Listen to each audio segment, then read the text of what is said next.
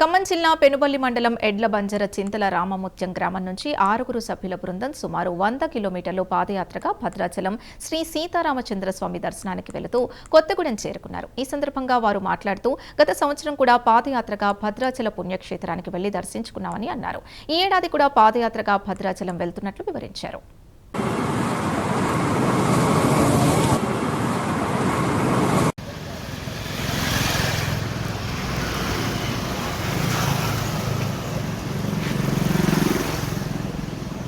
జై శ్రీరామ్. జై శ్రీరామ్.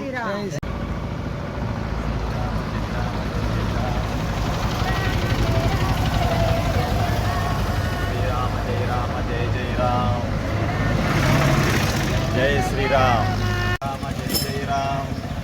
శ్రీరామ జయ రామ జై జై రామ్. జై శ్రీరామ్.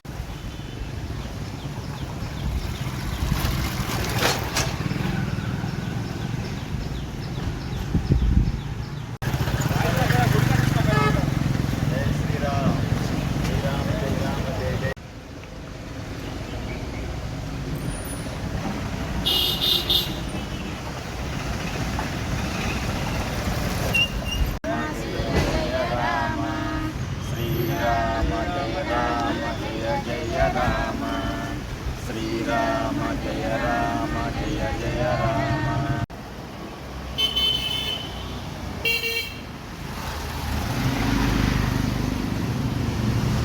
జై శ్రీరామ్.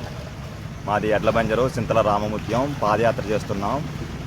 అయితే నిన్న మధ్యాహ్నం 2 గంటల నుంచి చెప్పులు లేకుండా పాదయాత్ర ప్రారంభించాము. అలాగే ఎర్రగుంట మీదుగా కొత్తగూడెం చేరుకున్నాము. ఈరోజు పాలవంచ చేరుకుంటాము. ఇవాళ నైటు స్వామివారు భద్రాచలం చేరుకుంటాము. అలాగే ఆ స్వామివారు సీతారామచంద్ర ప్రభు కృపా కటాక్షాలు ఉండాలని కోరుకుంటున్నాము.